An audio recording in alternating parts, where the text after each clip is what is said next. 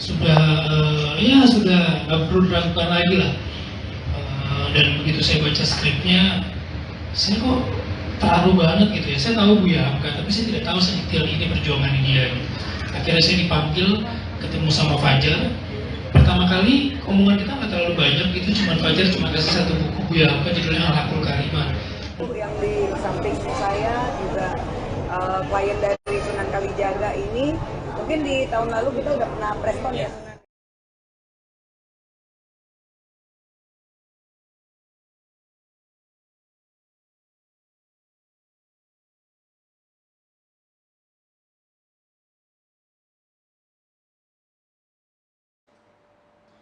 Selamat siang Tribuners, jumpa lagi bersama dengan saya Kusnula Syaifah dalam tayangan berita selebritis di Tribun Lampung. Kami akan menyajikan informasi menarik dan terupdate seputar selebritis tanah air untuk Anda. Dan inilah berita selebritis selengkapnya. Berita pertama, cerita Vino G. Bastian soal mendiang ibunya yang menjadi mualaf dengan dituntun oleh Buya Hamka. Sutradara film Buya Hamka, Fajar Bustami, membeberkan alasan Vino G. Bastian yang dipilih memerankan sosok Hamka. Selain kemampuan akting yang mumpuni, Vino G. Bastian memiliki kedekatan atau sejarah dengan mendiang Buya Hamka. Rupanya mendiang ibunda Vino G. Bastian, Herna Dewi, dimualafkan oleh Buya Hamka di masa lalu. Vino pun menurut peristiwa ketika mendiang ibunya masuk Islam dengan tuntunan Buya Hamka. Menurut Vino, ibunya memutuskan menjadi seorang mualaf saat akan melangsungkan pernikahan dengan sang ayah. Tak diduga puluhan tahun kemudian Vino didapuk memainkan sosok Buya Hamka yang telah memualafkan ibundanya itu. Berikut wawancara bersama dengan Vino G. Bastian. Persiapkan lama sekali gitu, yang sangat luar biasa ini ditonton pertama kalinya oleh Wakil Presiden Pak Haji Ma'ruf Amin, yang kebetulan juga memang beliau pernah memimpin MUI dan Buya Hamka juga adalah ketua MUI yang pertama kali. Tapi di luar itu apresiasi beliau untuk menonton ini buat saya yang sangat luar biasa gitu, karena keinginan beliau untuk nonton ini yang buat kita bikin semua kaget gitu, karena filmnya belum full jadi. Tinggal berapa hari lagi kelar, tapi beliau mau nonton, ya udah akhirnya kita pasang, dan ternyata beliau sangat suka banget, spesial banget buat beliau, dan ya buat kita teman-teman merasa bangga dan terharu. Tapi memperdalam tokoh inspirasinya seperti apa sih Mas Vino? Memperdalam sejauh mana sih Kak Vino sebagai pemeran utama, dan sejauh mana sih yang sosok Buya Hamka yang Iya, jadi memang seperti dijelaskan Fajar tadi, Buya Hamka ini bukan hanya seorang pahlawan nasional, beliau juga seorang ulama, beliau seorang wartawan, jurnalis seperti teman-teman semua di sini, dan beliau juga seorang sastrawan yang buku-bukunya bahkan lebih terkenal dari beliau gitu. Terkenal di Kapal Panderwik, di bawah lingkungan Ka'bah. Bahkan beliau menulis tafsir dari Al-Quran, namanya tafsir Al-Azhar, yang bukan hanya diakui oleh Indonesia tapi dunia gitu, bahwa tafsir itu sangat luar biasa. Masa sih kita nggak mau?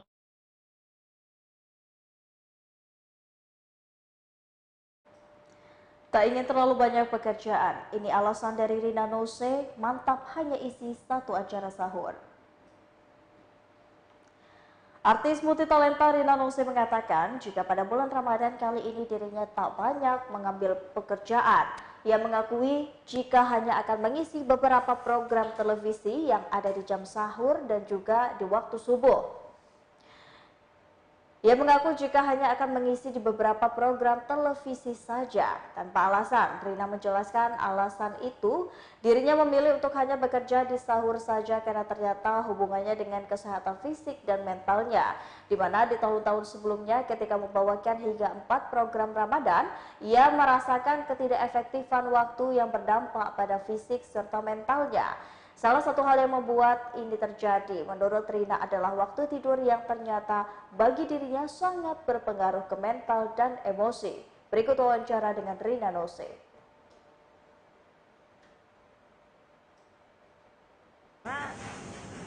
Kayak nggak enak, ya lama-lama begini.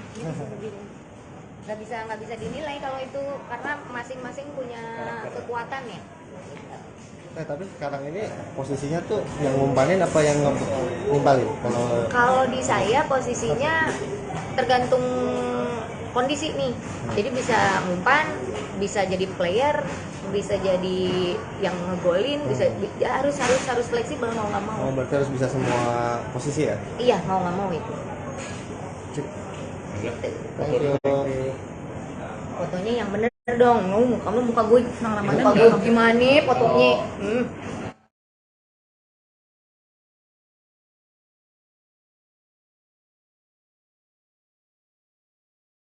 Ibunda Ferry Irawan curiga polisi pilih kasih terhadap kasus laporan KDRT Ferry Irawan.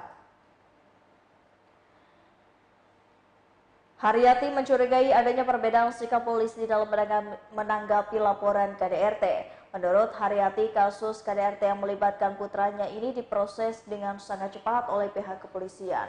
Sedangkan kasus KDRT lainnya ditanggapi dengan sangat lambat, bahkan memakan waktu bertahun-tahun. Ibunda Ferry Irawan ini pun menduga perlakuan istimewa ini dikarenakan putranya adalah seorang artis. Karena kasus dugaan KDRT Ferry Irawan terhadap Vena Melinda ini sempat menggegerkan publik, pihak kepolisian pun langsung cepat tanggap. Haryati berharap kepada pihak kepolisian di seluruh Indonesia tidak lagi pilih kasih dalam memproses laporan. Berikut wawancara dengan Ibunda Ferry Irawan, Haryati. Baru di BAP sebentar langsung ditahan. Jadi memang kelihatan banget kalau kasusnya para public figure ini benar-benar salah nggak salah main diciduk gitu loh. Salah nggak salah yang penting masuk dulu gitu.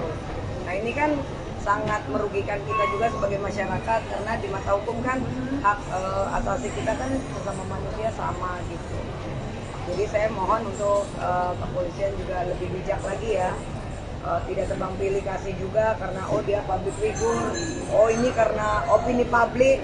Karena kemarin pun kasus ikan asin pun juga hasil keputusan dari hakim juga karena opini publik, itu pun saya juga keberatan, saya pun mengalami itu mama. Oh karena opini publik akhirnya Gali harus jadi sampai masuk penjara gitu. Seperti itu sih. Mungkin dari Mbak Ade mau menambahkan ya. Saya kenalkan diri saya dulu. Saya Dian Ini. Kebetulan saya pengacara di dalam masuk dalam kuasa bersama Bang Sunan dalam pengurusan Bumi.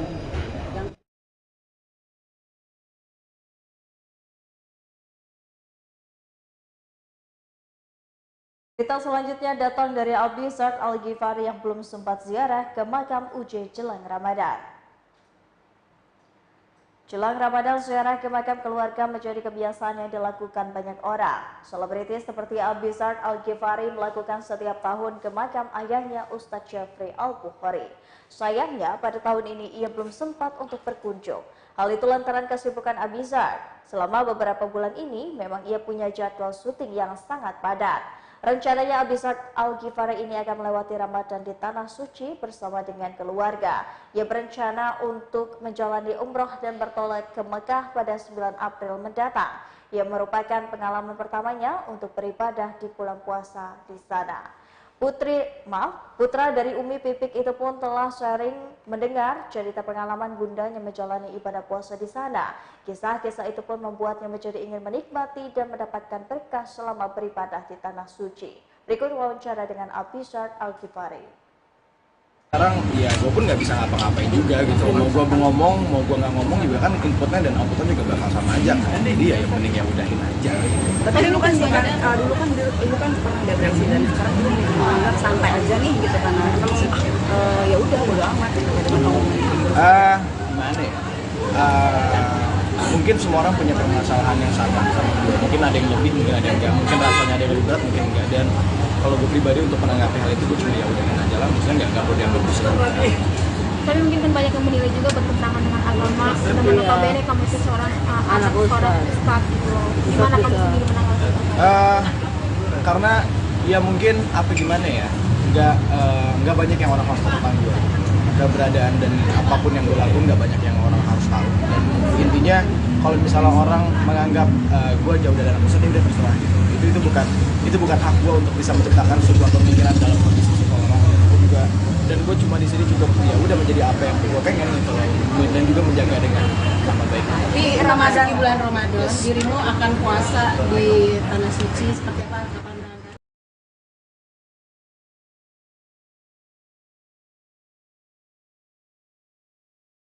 Rieke Diah Pitaloka tak betah hidup sendiri pasca perceraian 7 tahun yang lalu dari Doni Ardian.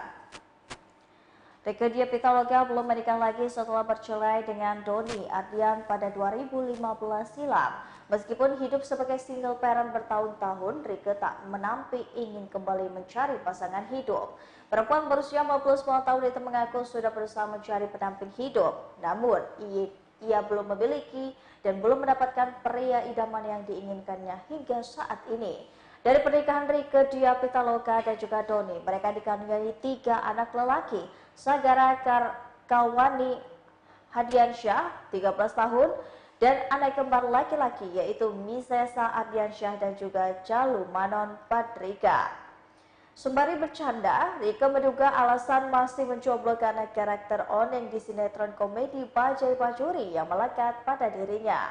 Politikus dari Partai Banteng Moncong Putih PDIP itu pun mengetahui penyebab dirinya masih hidup sendiri. Padahal ia merasa dirinya adalah orang yang sederhana dan tidak banyak permintaan. Berikut wawancara bersama dengan Rieke Diah Pitaloka. Masing-masing, tapi tetap aja sih kalau telepon ibu rajin banget. Seminggu sekali paling nggak ada ibu telepon. Kemarin pas meninggal posisi dari ke Aku lagi ada tugas, ada yang diurusin di UNESCO untuk Memory of the World beberapa arsip Indonesia gitu, harus pergi dan tapi udah komunikasi sama Teh Nina untuk beberapa hal ya, yang harus ada di rumah sakit kayak gitu dan ya mau pergi tuh kayak males sebenarnya, anak sakit lah apa gitu, sampai sana begitu 2 hari ibu pulang ya, jadi ya agak bingung lah sebenarnya mau pulang juga, kerjaan masih ini. Udah begitu sampai Indonesia saya langsung ke makamnya ibu besoknya. Tapi bisa dikatakan hari ini kan 7 hari. Kira-kira akan datang nggak sih? Enggak, 7 hari tadi sudah sama Cahya komunikasi sama Nani. Karena saya harus ziarah juga sama anak-anak hari ini. ada mungkin mau ikut sebelumnya saat itu ada perasaan Dirasa atau juga nggak sih, karena kan gitu. Waktu ke rumah sakit aja sih sebenarnya kayak gimana ya? Udah aku pegangin kakinya tuh udah dingin banget gitu udah. Terus dia yang ngebukain matanya, nggak ini kayak saya datang saya bisikin, "Mak, ikhlas aja semua, Mak udah luar biasa." Kayak gitu. Terus baru dia pejamkan mata kayak ada air matanya sedikit kayak gitu. Mungkin saat di rumah sakit mungkin ada keinginan atau apa yang Enggak udah nggak bisa komunikasi, cuman matanya kayak aku bisikin, aku elus-elus gitu ya kayak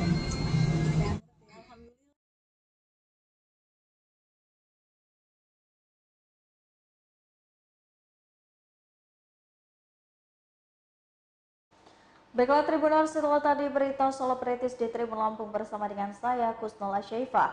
Jangan lupa untuk terus saksikan video selengkapnya di YouTube Tribun Lampung News Video, Facebook Tribun Lampung, Instagram Tribun Lampung, dan juga TikTok Tribun Lampung untuk bisa mendapatkan informasi terupdate lainnya. Selamat siang dan sampai jumpa.